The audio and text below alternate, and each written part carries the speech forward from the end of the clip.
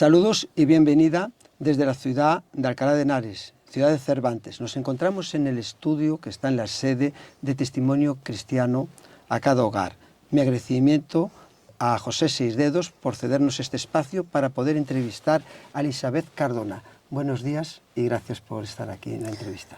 Buenos días y gracias por llamarme para esta entrevista.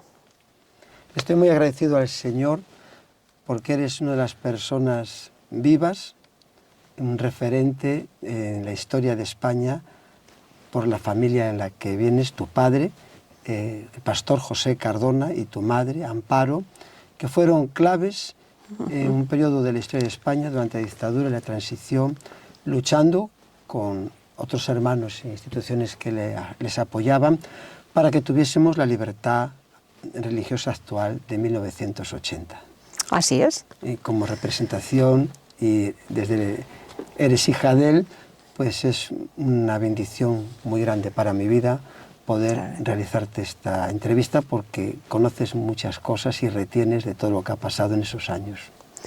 Pues muchas gracias, así es. Yo la verdad es que he hecho poco, pero he vivido toda esa etapa, toda esa lucha en la que ha estado mi padre, y bueno, pues he visto los frutos también, y para mí ha sido una experiencia y una formación en cuanto a persona, en cuanto a profesional, en mi vida profesional y mi vida como cristiana, efectivamente.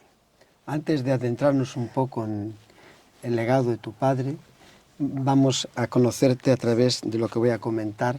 Naciste en Denia, ¿Sí? Comunidad Valenciana, tienes 73 años, estás casada con el economista Juan Catalina Celaya, que nos acompaña aquí en el estudio. Sí, señora, así es. ¿Y cómo has conocido a tu esposo? Bueno, mi esposo lo conocía de hace muchos años, por allá en la década de los 80, porque era amigo y compañero de trabajo de un amigo y compañero de estudios mío. Entonces, bueno, pues nos conocimos y hicimos amistad, congeniamos en muchas cosas, pero bueno, hemos sido amigos toda la vida. Luego cambió nuestras rutas de vida y nos volvimos a encontrar mucho más tarde, por el 2000, yo creo, no, 1999 o así, que fue cuando mi padre empezó a enfermar, y bueno, él vivía en Talavera, venía a Madrid, cuando venía pues comíamos juntos, hasta que un día le di plantón en esa comida. Y entonces me llamó, me dijo que te estoy esperando, y digo, pues yo estoy en urgencias con mi padre, y él se vino allí a urgencias, y bueno, pues ahí empezamos ya una amistad, pero que se fue intensificando, y bueno, pues continuamos y hasta hoy. Nos casamos después y hasta hoy estamos juntos. Se os ve muy compenetrados y que hacéis un matrimonio. Bueno, somos muy diferentes, porque somos muy diferentes los dos, pero bueno, nos completamos. Al ser diferentes, completamos. ¿Qué destacarías de Juan? De Juan, su paciencia, su sensibilidad, su generosidad para con los demás en todos los aspectos, y bueno, pues que me aguanta mucho. Y es muy alegre, ¿no? Muy simpático. Sí. Yo me acuerdo que lo que más me llamaba la atención de él era que me reía mucho. Siempre cuando quedaba con él o algo, pues me hacía reír, que es tan difícil hoy en día que te hagan reír por cosas tontas, por cosas sencillas, pero que te hagan reír. Y yo lo pasé muy mal con la enfermedad de mi padre. No, lo pasamos muy mal los tres, claro. Mi padre, mi madre y yo. Éramos solos aquí en Madrid. Y entonces yo lo pasaba muy mal y yo lloraba muchas veces. Y la verdad es que él para mí fue un apoyo muy grande. Me animaba, me estimulaba, y ya digo, yo estaba llorando y me salía con cualquier cosa y me hacía reír, ¿no? Y entonces eso lo valoré mucho su apoyo, su comprensión y la verdad que su cariño también, ¿no? Porque la verdad, voy a contar una intimidad. Esta mañana cuando hace el café, porque él se levanta antes que yo, Y esta mañana cuando he ido a tomarme el café tenía el cafetito y un letrerito, que el café y un beso. O sea, esos detalles después de unos años de matrimonio, pues como que no son tan frecuentes, o al menos yo no lo sé, pero que te estimula, ¿no? Entonces, es bonito. Se ve en vosotros, ese amor que os tenéis y cariño, uno por el otro. Sí. Estáis en la iglesia de sus miembros Bautista La Trinidad de Denia. Y en tu formación eres licenciada en Derecho por la Sí. Universidad Complutense de Madrid en el año 1978. Sí. Y realizaste un máster en Prevención de Riesgos Laborales en 1979 y en Dirección de Servicios Sociales y Tercera Edad en 1980. Así es.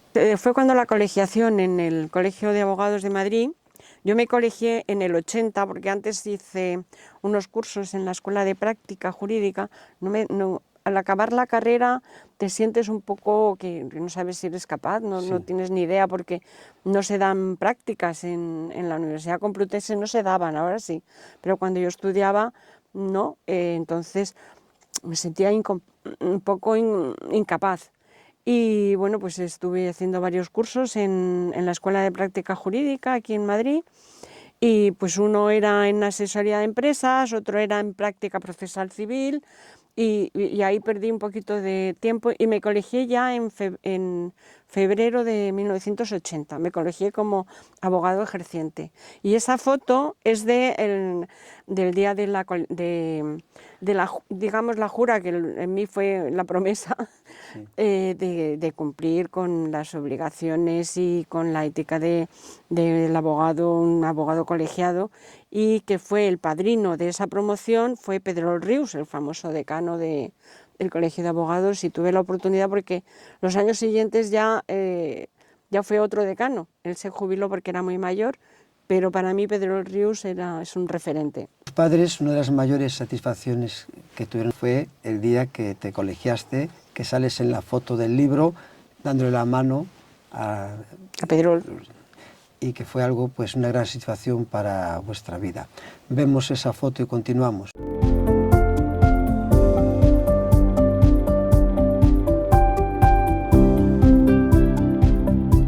Se te ve ahí muy alegre y ahí con la mano abierta. Sí, porque nos daban un título, ¿no?, como colegiado. Yo hago el 18.123 del Colegio de Madrid y bueno, pues fue un momento bonito, es una ceremonia bonita que se hace en el colegio a todos los licenciados cuando se colegian, porque no es lo mismo ser licenciado en Derecho que ser abogado. Abogado es cuando ya te colegias en el colegio que corresponda de tu demarcación. Y bueno, yo fui abogado en Madrid, y evidentemente mis padres pues muy contentos, porque ahí tenían un poquito de lucha, que mi madre quería que estudiara medicina y mi padre que estudiara Derecho. Entonces al final ganó mi padre, porque empecé medicina pero no me satisfacía suficiente, y entonces me pasé a Derecho, y es la que terminé. Y entonces hice varios másters hasta el 80 que me colegié, y como entendí que el tener la licenciatura no significa que seas capaz de desarrollar el trabajo de un abogado. Entonces te falta capacidad porque no habíamos hecho prácticas. Entonces me matriculé en la Escuela de Práctica Jurídica, en la que hice varios cursos, hice de Administración de Empresas y Familia, dos especialidades para dedicarme un poco a eso, a asesorar a las empresas, asesorar a la familia.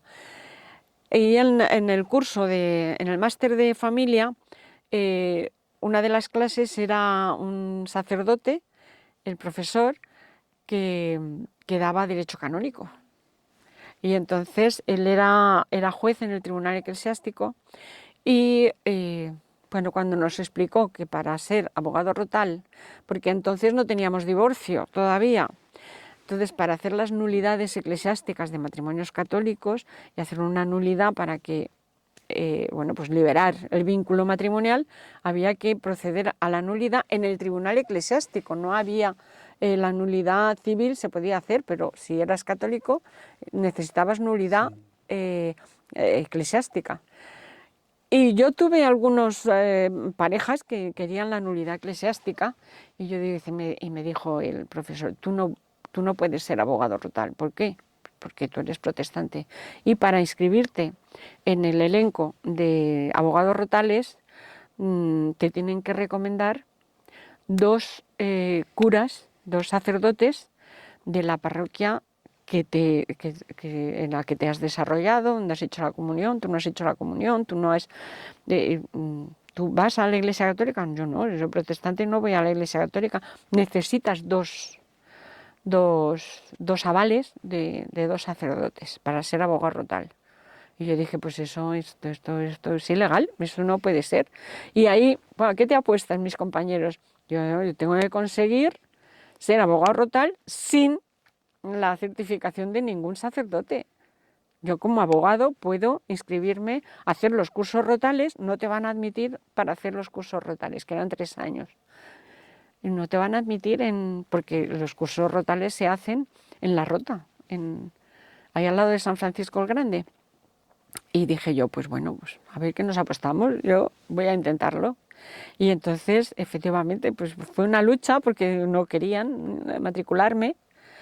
Al final lo conseguí. El propio profesor fue el que me dijo, bueno, vale, voy a hablar con, no sé con quién habló, y para que hagas los cursos, pero no te vamos a meter en el listado. Y bueno, pues no me metan en el listado, pero yo voy a hacer los cursos rotales y voy a ser un abogado de la Rota. Y al final hice los cursos y al final me metieron en el listado, incluso me asignaron procesos rotales de nulidades y separaciones eclesiásticas de parejas, de matrimonios que querían anular su matrimonio, y los principios los hice. Después ya me cansé, me voy a lo civil, que es más, más rápido, y luego como salió la ley de divorcio pues era mucho más fácil, ¿no?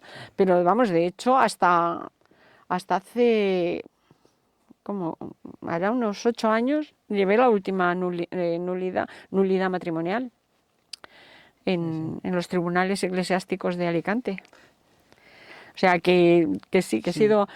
Es que, claro, no es fácil que un abogado evangélico se meta en el Tribunal de la Rota, porque ¿para qué lo quiere? Además ahora viendo el divorcio, pero claro, en el 80 no había divorcio, Claro, no porque existía la salió en ley. el 81. Entonces, y luego al principio hay gente que no quería divorciarse, que quería anular porque claro, la Iglesia Católica para volverte a casar no admite el divorcio. Entonces necesitaban hacer la nulidad eclesiástica para volverse a casar de nuevo. Y eso si no lo conseguías, pues no podías. Entonces yo profesionalmente tenía que hacerlo. Así que Fue una experiencia... fue una experiencia de lucha, porque ya digo, no querían los sacerdotes, no querían. Tienes los genes de tu padre, Y lo tengo que conseguir. Tu padre estaba en el derecho, ¿no? Siempre enfocando Mi padre su vida en la carrera de... Sí, mi padre siempre ha estado en temas jurídicos, claro, es que ha sido su trabajo. Primero, antes de venir a Madrid, pues él era funcionario de Administración de Justicia y claro, ahí pues es todo jurídico. Y después, cuando ya vino a Madrid, cuando se hizo cargo de la Comisión de Defensa, pues todo ha sido a base de leyes, ha sido todo en el área jurídica. Y tu madre, Amparo, en medicina, ¿no? Y mi madre estaba estudiando medicina, pero se casó con mi padre y entonces tuvo que dejarlo porque, claro, mi padre estaba entregado a la obra. Mi padre era pastor en la iglesia de Denia cuando se casaron. Y claro, ya no puedo. Aparte de que en aquellos años que ella estudiaba había muchísimas dificultades para que una mujer estudiara en la universidad. Sí. Todo eran pegas, todo eran problemas, claro, tenía que desplazarse a Valencia y entonces ella pues encontró muchas dificultades y al final pues lo dejó. Se pasó a enfermería, también encontró muchas dificultades y bueno, yo no me acuerdo de eso porque yo no había nacido. Entonces... nada, y luego pues cuando vinimos para Madrid ella se tuvo que poner a trabajar porque la Comisión de Defensa tenía pocos ingresos y mi padre le pagaba un poquito y entonces había que compensar, yo tenía que ir al colegio, no tenían seguridad social, no tenían, en fin, un montón de cosas y claro, había que ayudar en casa. Entonces ella se puso a trabajar para ayudar en casa. Sí, un poco más adelante vamos a ver toda esa labor que a veces no se conoce. Efectivamente. Se centra uno más en el ministerio, en los logros, pero detrás hay personas que están también pagando un precio, como vemos con el rey David en el bagaje, ¿no? Sí, unos están en el frente, pero otros están, que esas personas pueden estar ahí haciendo la obra de Dios. También has trabajado en Denia en 2007 como abogada gestor jurídica en el Servicio de Atención a la Mujer y Servicios Sociales del Ayuntamiento de Denia. Sí. Y pasando a ser concejal con el Partido Socialista Valenciano, PSOE, en el Ayuntamiento de Denia. Sí, ahí he estado, ya digo, primero estuve trabajando en el Departamento de Servicios Sociales como abogado, asesor de la mujer, y después pasé a concejal. Pero primero estuve en la oposición porque el gobierno municipal era de PP y estaba en la oposición. Y luego ya cuando estuvo el PSOE pasé a ser concejal, en vez de oposición, concejal de gobierno. ¿Y qué tal fue esa etapa en tu vida atendiendo en esa área que siempre se ha movido tu padre, defendiendo los derechos de los demás? Sí, primero defendiendo los derechos de la mujer. Yo ya aquí en Madrid antes había estado como abogado asesor en un centro de acogida de mujeres maltratadas, primero en Paracuellos y después en Madrid, en un centro de acogida de la Comunidad de Madrid. Y cuando yo fui a Denia, pues claro, yo ya estaba más experimentada, me metí mucho en el mundo de la mujer, la lucha por la libertad y la igualdad de la mujer, la no discriminación y la mujer maltratada, la violencia de género.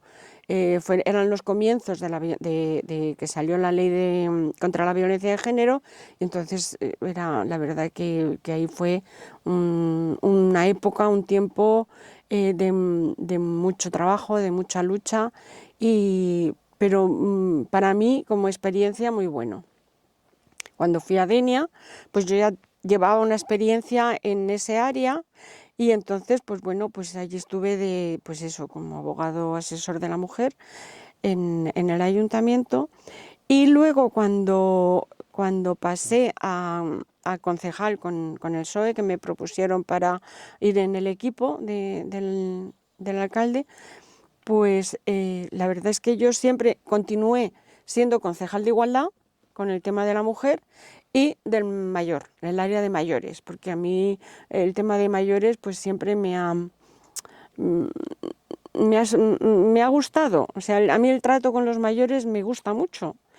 Y entonces pues he tenido la oportunidad de desarrollar un poco ese aspecto de mi carácter o de mi vida pues con los mayores. Entonces el tema de mayores allí en Denia pues estaba prácticamente formándose y tal, y entonces me hice cargo de la residencia de la tercera edad, que es municipal, y bueno, pues todo el área de mayores, ahora los cursos, talleres, en fin, todo el tema ese. Y ahí he estado pues estos últimos 8 años. 8 años. Y algunas claves así para las mujeres que están viendo la entrevista y que sufren el maltrato, porque esto parece que siempre que no se ve en la calle, que ves todo, ¿no? La verdad que yo siempre he dicho, esto lo voy a enfocar un poco a nivel profesional, más que cristiano, aunque tiene que ver. Sí. Pero yo siempre digo que la mujer que sufre maltrato ha de denunciar, eso es elemental, ha de denunciar y ponerse en manos de las personas con conocimientos para que la ayuden. Y gracias a Dios se ha avanzado mucho en este tema, pero seguimos teniendo un número de mujeres asesinadas muy elevado para lo que tenía que ser. Los medios que cuentan las organizaciones son medios escasos a nivel político, a nivel económico y a nivel organizativo incluso. Entonces no pueden o no atienden o no consiguen los resultados por los que se lucha y por los que se trata de conseguir, pero se va avanzando, se va avanzando. De hecho, en Denia, que no había organizadas, organizaciones, valga la redundancia, de mujeres maltratadas o de apoyo y ayuda a las mujeres, y bueno, me acuerdo que el 1 de mayo de 2008 se constituyó la primera asociación de mujeres para las mujeres maltratadas, ¿no? Y sigue funcionando, está trabajando muy bien, y han ido uniéndose diferentes pueblos de alrededor de Denia, sí, y están trabajando bastante con ellos. Yo he dejado un poco la parte activa en esa área porque me dediqué, al ser ya concejal y tener las otras tareas, me dediqué más a la parte de mayores, y estuve los 4 primeros años con igualdad, y después ya dejé igualdad porque la residencia y las aulas de la tercera edad y todo esto ya me tomaba mucho tiempo, mucha dedicación, y bueno, pues se hizo cargo otro concejal del área de igualdad. En cuanto a las residencias, la tercera edad, hoy se oye mucho, ¿no?, que hay abandono, que los hijos no corresponden sí. Hay de todo, hay de todo, hay de todo. Yo, la experiencia mía, por ejemplo, en Denia, que es donde más porque aquí en Madrid hice el máster de dirección de residencias de la tercera edad, pero en Denia, que es donde más lo he trabajado, pues hay de todo. La verdad que yo, para mí, la residencia de Denia, no sé si es porque es la que yo he tratado, pero para mí es una residencia ejemplar. Luego he conocido otras residencias, pues por familia, tanto mía como de mi marido, que han sido mayores y han tenido que ingresar en residencias. No las conozco tanto porque no las he trabajado, pero la de Denia, que he estado dentro, pues el personal, pues hay de todo. También hay personal muy cariñoso, muy sensible. La verdad es que es una psicología que hay que tener especial. No vale todo el mundo para tratar a los mayores, no vale. Como decía este mayor que salía en la tele famoso, se hizo famoso con el tema de los bancos, no somos tontos, somos mayores. O sea, no se puede tratar a un mayor como si fuera tonto. Entonces, eso en las residencias, pero es que fuera de ellas también hay una cantidad de mayores, porque hoy en día, a partir de los 65 años, ya eres un mayor. Pero a los 65 años estás con tus plenas facultades. Entonces necesitas, evidentemente, no estás igual que cuando tenías 40, sí, no rindes lo mismo, empiezas a tener mermas, pero estás activo, estás bien. O sea, es que entonces no puedes juzgar o catalogar a una persona de 70 años, a mí mismo, más de 70, como una persona que ya no vale para nada. Tiene criterio, sus estudios le valen para poder discutir con cualquier universitario de hoy en día. Entonces, esa marginación que se hace, bueno, ya a los padres se les margina ya un poquito la gente joven, pero no te digo a los abuelos. A los abuelos ya no se les tiene en cuenta nada más que para el día de Navidad y esas cosas, ¿no? Hay familias que no, pero desgraciadamente yo creo que a los mayores se les está marginando bastante. No se les tiene en cuenta, por ejemplo, a la hora de explicar las cosas, ¿no? Cuando tienen una dificultad, pues lo que comentábamos antes, de los medios, las técnicas nuevas de comunicación. Para un mayor, yo solo he vivido conmigo misma, ¿no?, en mi piel.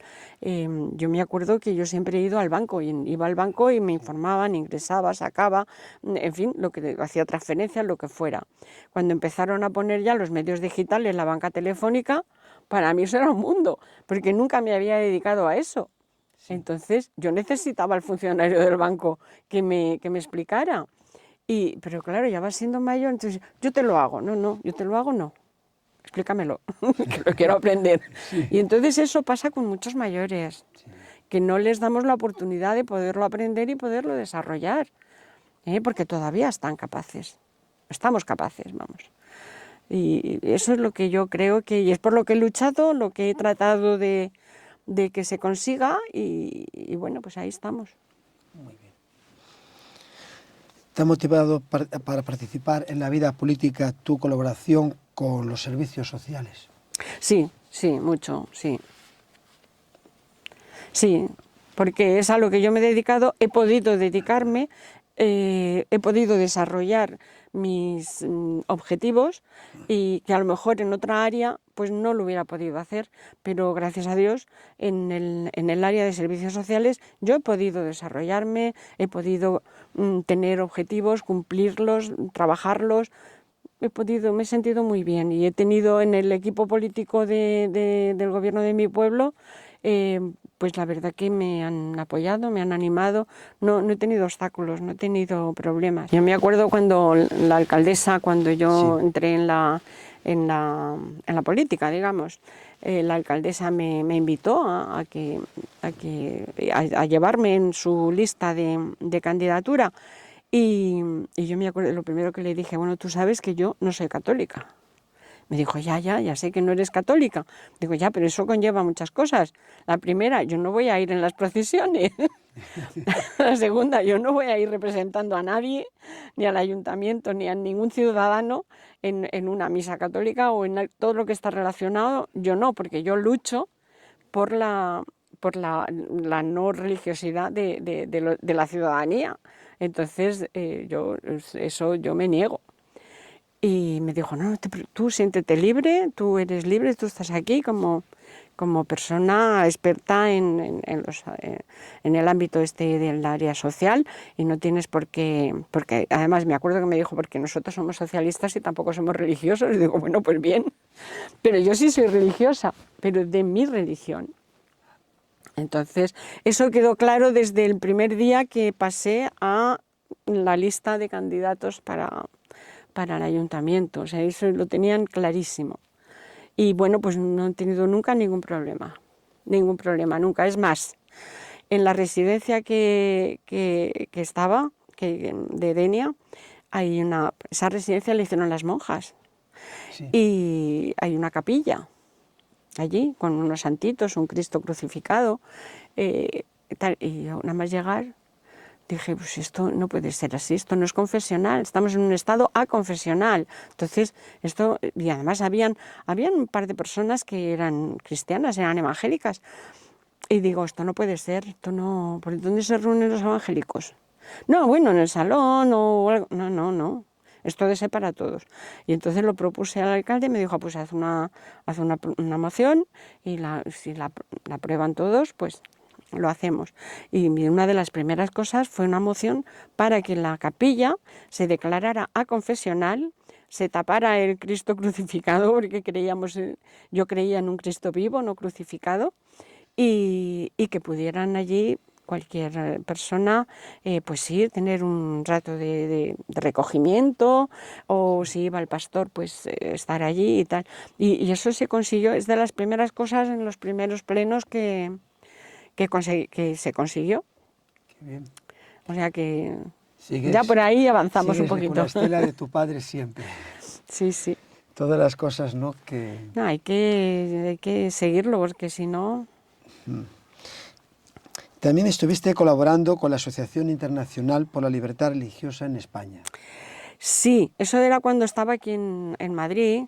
Sí, y lo que pasa es que hace tanto tiempo y no tengo nada de documentación de cuando estuve en esa organización. Es una organización adventista y que me invitaron a participar porque había muchos profesores de la universidad que estaban participando y también muchos pastores. Me acuerdo que José Luis Sandaver, de la Sociedad Bíblica, pero también estaba como miembro de esa asociación, y no sé si habían pastores.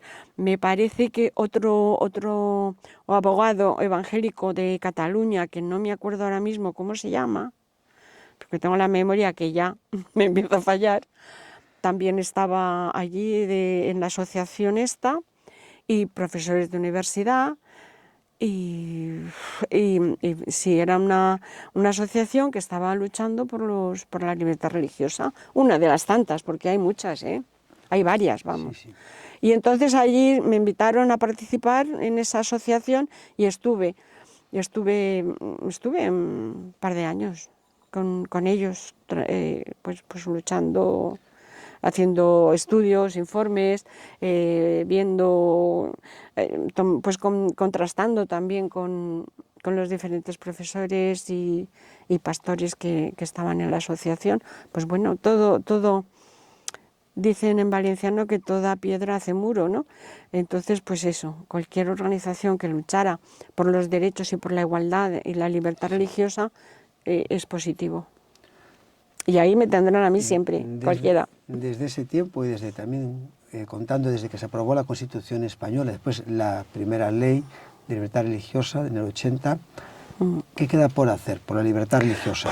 Mucho, porque todavía no hemos alcanzado la igualdad real, Entonces todavía quedan muchas cosas y está habiendo problemas. Aquí quien mejor puede hablar, porque está en primera línea de fuego, es la actual secretario ejecutivo de FEREDE. Carolina Bueno. Ellos están en la brecha.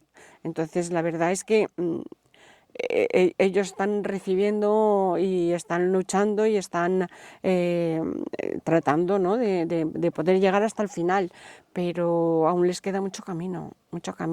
Yo no puedo decir porque no estoy ahí, entonces no estoy haciendo nada por conseguir más libertad, porque tampoco nadie me lo pide, pero sí que ellos están y yo en eso les apoyo a pies juntillas, vamos, no solamente por ser los continuadores de la obra que comenzó mi padre, sino porque considero que son necesarios para seguir luchando, porque no hemos terminado, no estamos iguales. Pero, ¿qué cosas quedan pendientes? Pues cosas en concreto, pues mira, el tema de los pastores. Tema de los pastores, de los seguros sociales de los pastores. Los pastores no tienen seguridad social. Tienen que hacer un truquito de que la iglesia es la empresa y el pastor el trabajador. Y eso no es, porque no es así. Entonces, no hay por qué hacerlo de esa manera. Otra cosa, el tema de la casilla famosa en la declaración de la renta.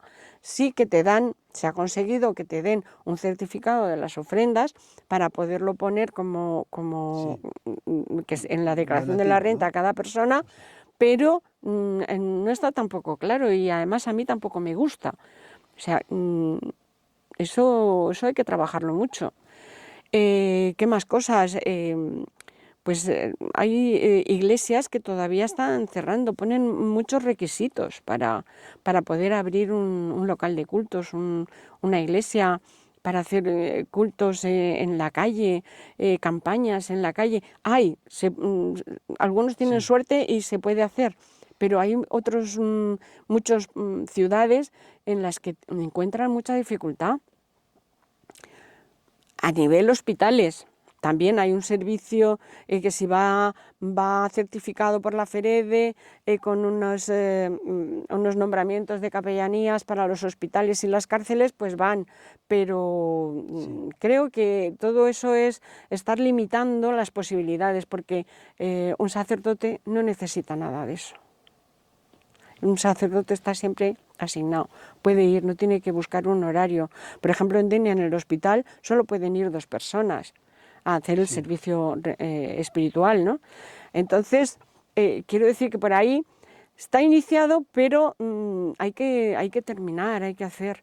Y luego locales, pues tienen que ser unos locales.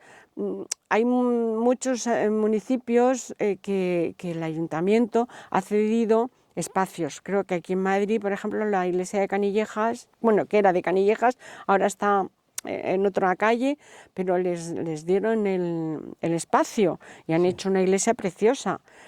Pero no todos los pueblos, no en todas las ciudades, no todas las iglesias consiguen. En León, por ejemplo, el ayuntamiento dio un espacio y han construido una iglesia gracias a donaciones del extranjero. Han construido una iglesia preciosa, y que se ve en un buen sitio, que se ve por todas partes que es una iglesia evangélica, pero vamos, que no tiene nada que envidiar a cualquier otra iglesia católica, que son las que más resaltan, ¿no? Me refiero, resaltan a nivel edificio, sí, a nivel que se ve público, ¿no? Que se vea que eso es una iglesia, ¿no? Son iglesias muy discretitas, muy humildes, y eso es porque tampoco se pueden permitir templos más grandes y templos con mejores condiciones. Hay iglesitas en ciudades que son pequeñitas. Hay una brecha todavía, ¿no? Muy Hay grande entre los claro, evangélicos y los católicos. La Iglesia Católica tiene muchísimo más presupuesto. Aquí tienen que andar con subvenciones a través de, porque se creó la Fundación esta de Pluralismo y Convivencia, se creó para apoyar y tal, y ayudar. Pero claro, ¿qué pasa? Siempre para otro tipo de servicios que tenga la Iglesia, no para iglesias, sino para, pues si haces un colegio, si haces otra serie de actividades, pero claro, no para una iglesia. Y las iglesias necesitan, porque se sostienen por sí mismas, o sea, a base de los miembros, el diezmo de los miembros, ¿no? Y claro, que necesitan mucho gasto, y ahí no hay subvención. Entonces, a nivel fiscal, a nivel económico, a nivel, pues no tenemos, ahora no hay el problema de los matrimonios, de la gente, de los jóvenes que iban al servicio militar, porque ya no existe, pero hay otra serie de problemas sociales y tal, que sí, que hay que ampliarlo. Y seguir luchando. También has colaborado con el Consejo Evangélico de la Comunidad de Valencia y formas parte, ¿no? He estado trabajando en la secretaría, que es cuando conocí a Luciano Arévalo, y bueno, y a otros muchos pastores de la Comunidad Valenciana. Ahí estuve, yo creo que fueron como 2 años y pico, trabajando, que el presidente era Enrique Mota, y bueno, eran diferentes denominaciones, de todos los evangélicos, y ahí estuve, sí, ya digo, 2 años y medio, pero luego es que se me hacía muy difícil porque estaba en el ayuntamiento, en Denia, tenía que ir a Valencia todos los días, era un poquito complicado y lo tuve que dejar. Muy a mi pesar, pero lo tuve que dejar porque no me daba el día bastantes horas. Y bueno, pues estuve ahí. Entonces lo que pasó es que hace como 1 año, 2 años, yo creo que han sido 2 años, me llamó el presidente actual, Javier Piquer, que habían pensado en nombrarme como representante del Consejo de la Comunidad Valenciana en el observatorio de la Consellería, en el observatorio de, a ver si lo digo bien, libertad, de igualdad, es que sí, es largo, de igualdad, no discriminación y prevención de delitos de odio. Entonces se constituyó el observatorio y bueno, pues están todas las asociaciones, diferentes asociaciones que tienen problemas de igualdad, de discriminación, que sufren delitos de odio y tal, pues están representados ahí. Entonces invitaron al Consell Valenciano a participar en las diferentes vocalías, y entonces pues me propusieron a mí para que yo fuera representante del Consell en la vocalía de social. Y bueno, ahí estoy. Luego el año pasado se creó una comisión de trabajo allí mismo en el observatorio, y entonces los del observatorio también dijeron que, bueno, pues que participas también como vocal en la comisión de trabajo, y nos hemos reunido una vez, eso ha sido el año pasado finales, una vez para, bueno, pues ver las cosas y qué podemos trabajar, qué podemos hacer y qué podemos conseguir. Se ve que son muy fructíferas estas reuniones. Hasta ahora sí, bueno, está trabajando mucho, porque donde más problema tienen en la Comunidad Valenciana es en el tema de la educación religiosa, de los profesores de la ERE, tienen que, claro, pues no están cubriendo las plazas que se solicitan de enseñanza religiosa evangélica, no católica. Entonces ahí hay un grave problema y la Comunidad Valenciana lo tiene. Pero eso lo está trabajando mucho la FEREDE Diaconía, que pertenece a FEREDE y está trabajando por esa línea del tema de la educación religiosa, se está trabajando. Yo lo que estoy haciendo en el observatorio es, digamos, comunicar que está habiendo discriminación, porque los niños de familias evangélicas tienen derecho a tener su enseñanza religiosa y se están viendo privados y pasa el tiempo y están viéndose privados, ¿no? Entonces ahí hay pues, una de las cosas que el observatorio, o sea, que hay que denunciar en el observatorio. Creo que aquí en la Comunidad de Madrid también hay un observatorio de este tipo, pero si no lo hay es parecido. Sí, pero no sé quién de hay. una comunidad a otra, depende de que haya empezado antes, van tomando referencia Claro, uno del otro claro, y se van, sí, las sí. experiencias se va un poco viendo cómo... Sí, más bien es que el observatorio, como el propio nombre indica, es de detectar pues eso, situaciones y casos de discriminación, de falta de libertad, estas cosas, en diferentes áreas, ¿no? Porque hay muchas áreas, al área de diversidad, LGTBI, en fin, el pueblo gitano, hay muchas entes, muchas entidades que están sufriendo o que tienen casos en los que efectivamente se incumple ese, digamos, no discriminación que protege la Constitución. Lo que estamos viendo, tu vida está ligada a la labor que desempeñó tu padre con el apoyo incondicional siempre de tu madre ahí, estando a su lado, que ha sido un referente para ti en todo lo que estás llevando a cabo, ¿no? Sí, en realidad mi madre ha sido referente en prácticamente mi vida como mujer, ¿no? Quizá mi padre más bien como profesional y como vocacional, y mi madre como mujer, pero dice el refrán tan manipulado que dice que detrás de un gran hombre siempre hay una gran mujer, pues yo siempre he pensado que mi padre no hubiera podido conseguir las cosas que se han conseguido si no hubiera estado una mujer como mi madre detrás, apoyando, animando, sufriendo, dando ejemplo. Y para mí eso ha sido una enseñanza y una meta, ¿no? A las dos cosas. Porque digo, yo me gustaría parecerme a mi padre en cuanto a ese espíritu de lucha, tener muy claras las ideas, seguir el camino que le marca el Señor contra viento y marea, pero por otro lado también esa paciencia, esa sensibilidad que tenía mi madre para captar situaciones, captar cuestiones, ¿no? que le servían de ayuda a mi padre, ¿no? Entonces ahí eran digamos un conjunto, los dos era como una fusión que yo creo que todo el trabajo se debe a los dos. Como hija única, estabais, por lo que he leído y hemos hablado, unidos como una piña, se compartía todo. Claro, éramos tres, nada más en mi familia, aquí en Madrid no teníamos a nadie más.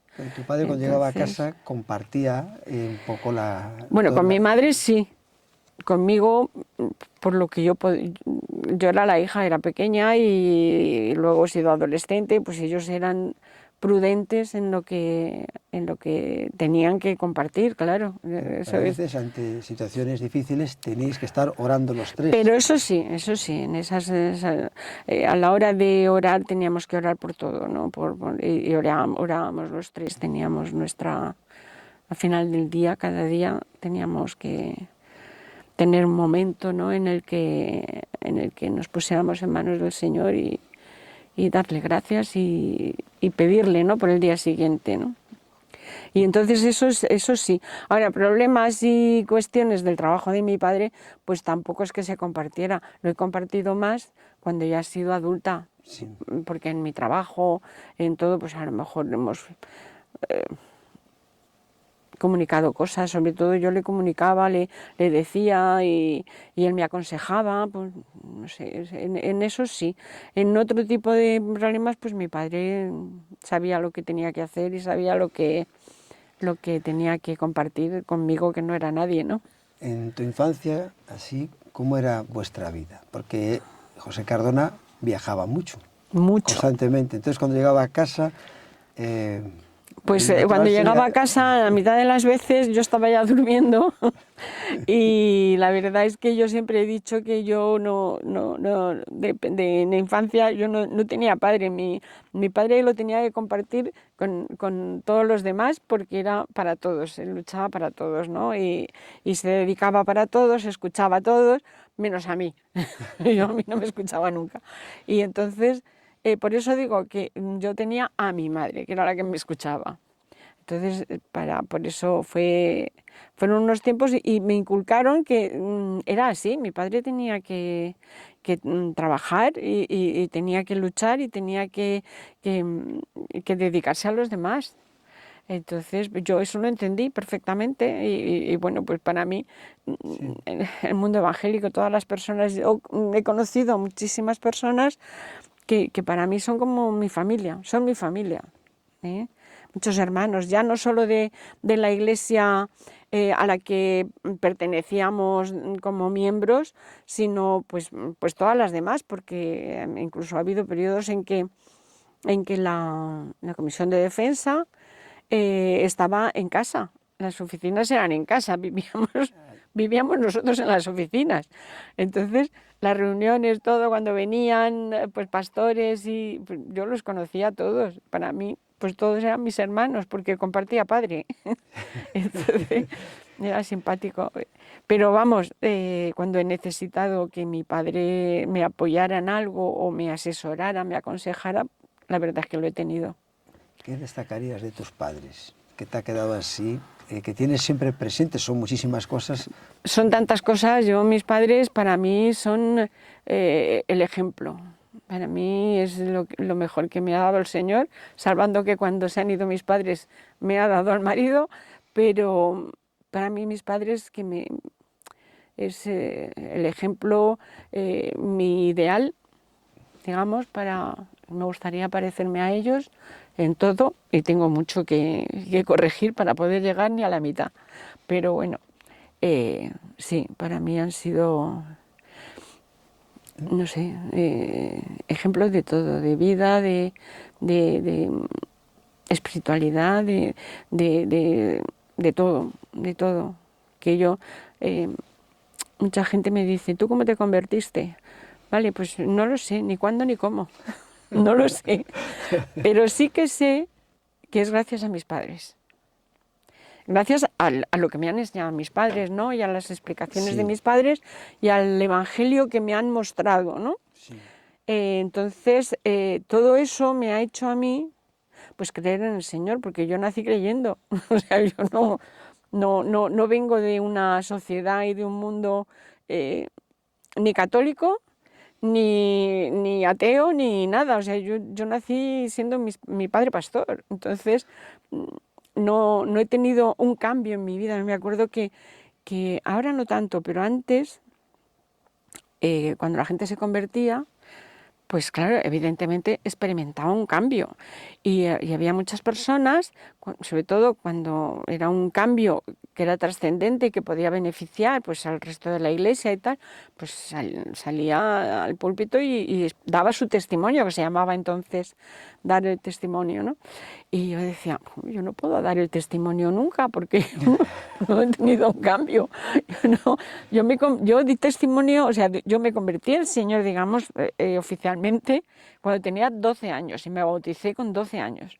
Entonces yo era una niña y yo decía, bueno, ¿yo cuándo voy a poder hacer esto? Porque yo, en cambio, no he tenido ninguna, ni he sido drogadicta y lo he dejado, digo, no he sido bebedora, ni digo palabrotas, ni hago nada que experimente un cambio de conocer al Señor y que el Señor me ha cambiado. No me ha cambiado, soy igual. Y eso para mí siempre era un poco trauma, ¿no? De decir, bueno, ¿cómo experimento yo un cambio? Claro, hasta que ya comprendí el cambio que era. No era un cambio, sino era el tener al Señor como tu único Salvador y tu meta principal en la vida, ¿no?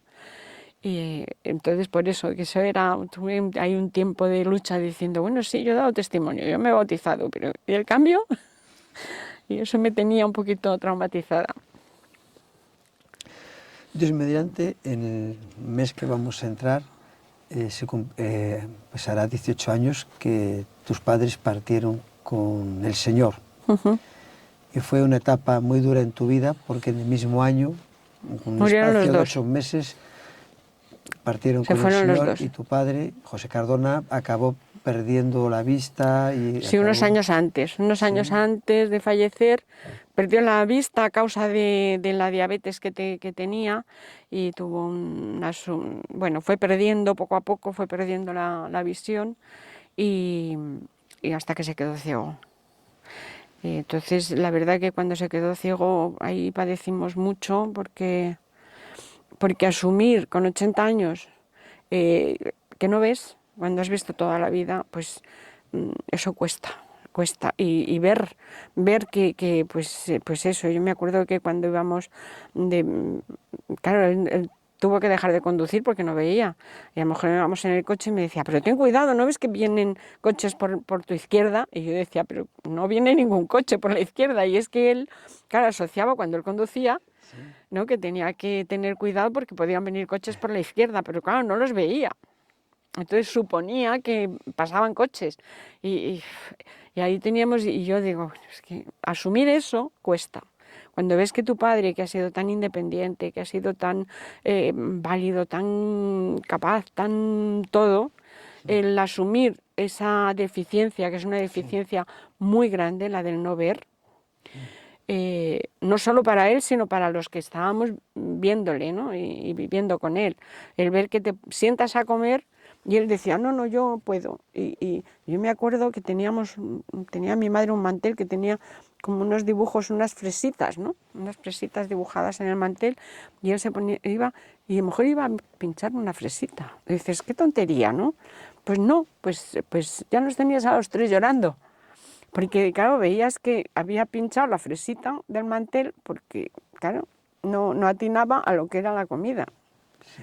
Entonces, eso es muy duro, eso es muy duro. Y esos años fueron muy duros, muy duros.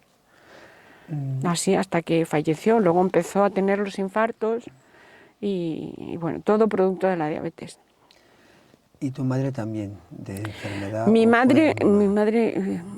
madre murió porque mi madre estaba bien, gracias a ella que le cuidó, porque ya digo, los últimos años de mi padre fueron muy duros, cada 2 por 3 en el hospital, y le estuvo cuidando hasta el último segundo. Y mi madre, que siempre había estado muy delicada, pues no sé, cuando mi padre empezó a enfermar, pues como que el Señor le dio muchas fuerzas.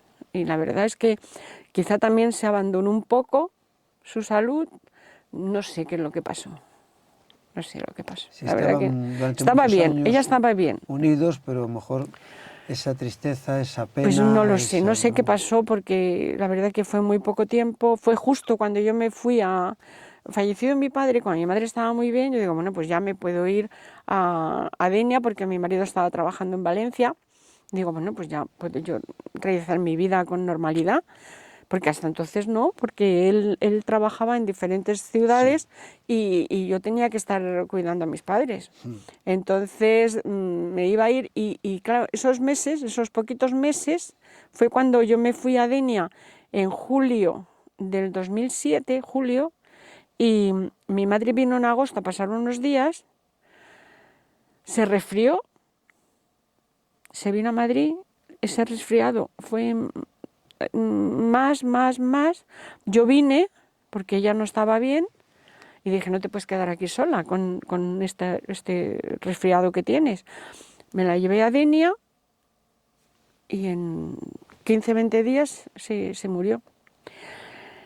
Diagnóstico que nos dio el médico, ¿cómo se llama? Un linfoma no Hodgkin. Pues supongo que sería eso, y eso es muy rápido y eso es muy... no lo sé. fallo médico de que le decían que era resfriado y no era resfriado, pues también puede ser. No me lo quito de la cabeza, siempre pienso que pudo ser.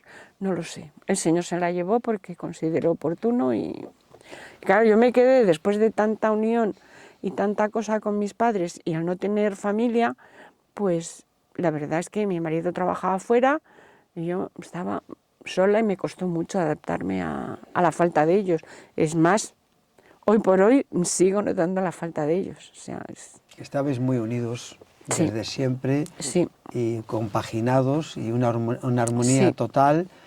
Y eso pues sí, se nota siempre. Si tuvieras se más nota. hermanos, pues uno Pues se a lo va mejor no era repartiendo, tanto, claro. te apoyas en otro. Sí, Dios te ha te dado apoyas en a tu otro o no marido tienes que tanto. ha Y suplido un menos poco mal, ese menos espacio. mal, menos mal, menos mal. ¿Hay así alguna palabra, algo antes que tu padre te haya dicho que de morir o...? No, no, que yo recuerde no. Que me haya dicho no, porque yo creo que él a última hora ni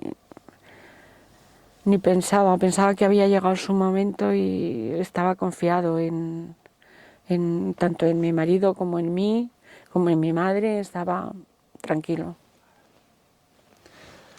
Hemos visto, ¿no?, que lo que más ha marcado en tu vida de tu padre es la honestidad, la generosidad y la entrega por los demás. Los años van pasando y ¿cómo ves el tiempo desde que tu padre comenzó como secretario ejecutivo en la Comisión de Defensa Evangélica hasta nuestros días, el legado de él?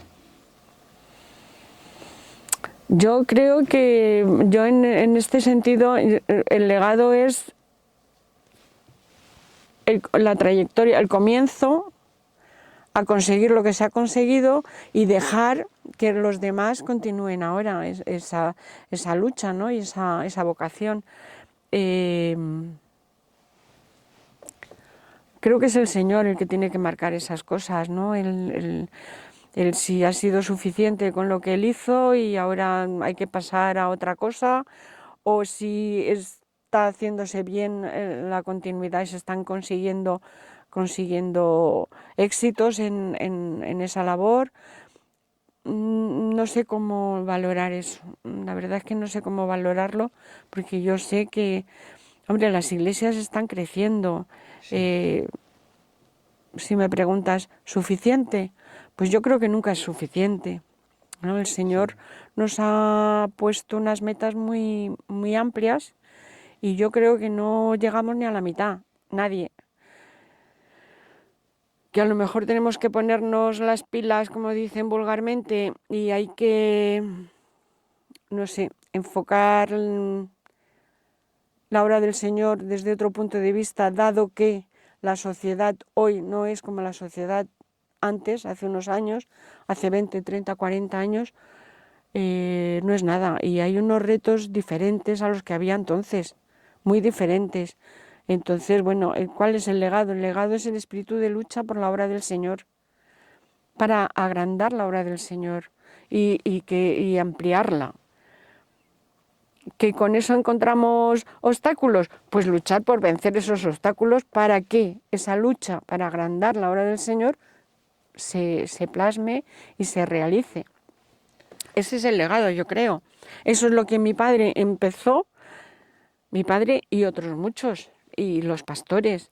Un pastor no es encontrar una iglesia que le mantenga, sino es ir a una iglesia, predicar el Evangelio para que todo el pueblo se entregue al Señor.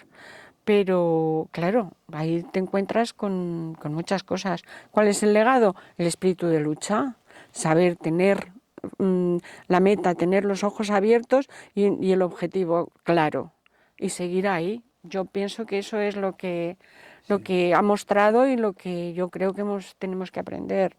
Él fue una persona clave, tu madre llegó a decir, el Josué de Dios, para durante la dictadura de Franco luchar por una libertad que no existía. Primero fue la de 1967, que fue claro. algo pues acondicionado, ¿no? Bueno, de tolerancia. en la ley de libertad religiosa del 67 yo nunca la he llamado ley de libertad religiosa. Más bien era que bueno, pues que te podían tolerar, que no te metían en la cárcel por decir soy protestante. No te metían en la cárcel por no jurar bandera, no te metían en la cárcel por decir lo que tú eras, pero sí, si te reunías me acuerdo los jóvenes entonces que íbamos al retiro pues a cantar y hablar un poco, pues muchas veces venía la policía detrás con los palos. Y era ya después del 67, o sea que yo creo que hasta otra ley que modificó, que esa sí que dio más libertad, ¿no? Porque iba ya en base a la Constitución española, ¿no? Pero quiero decir que la FEREDE no es que se constituye, sino se cambió, porque la FEREDE viene de la comisión, sí, y la comisión fue del 59. Sí, empezó en el 56 con No me acuerdo cómo se Samuel llama. Vila. Sí, y tu padre en otro abogado 1958. que no me acuerdo cómo se llamaba, Y y luego ya tu fue padre al que siguió mi padre. Por eso quiero ¿cómo decir que es una lucha, y en el 67 viene esa primera ley, después en el 80 ahí ha ido habiendo varias disposiciones legales, ¿no? Pero que la libertad que tenemos hoy, podemos decir que tal como lo tenemos, lo que disfrutamos, prácticamente el 92, porque hasta el 92 ha sido una lucha constante por conseguir eso que tenías derecho. Tenías derecho, pero no te lo dejaban practicar. Entonces, ahí era... Hay que valorar y tener también presente las nuevas generaciones. Claro, claro. Y las que están hoy todavía, pero Claro. que se ha luchado mucho y Mucho, se ha mucho. pagado un precio muy alto para tener la libertad que tenemos. Pero claro, venimos de una época, después de una guerra civil que hubo, la época de Franco fue una época desastrosa, y hasta que no empezó la democracia, pues no se ha empezado a ver un poquito, abrir las ventanas. Y ya con la democracia se ha podido respirar aire, ¿no? Y bueno, pues ahí tenemos que continuar, avanzar y tal, si no nos ponen obstáculos, porque está empezando otra vez a ir pasitos atrás, pero espero que FEREDE tenga fuerzas para no dejarse que vayan los pasos atrás, sino que sigan avanzando. Muy agradecido por tenerte aquí, escucharte y todo lo que estás transmitiendo para las generaciones de hoy y de mañana. Pues muchas gracias por darme esa oportunidad. Gracias, Elizabeth.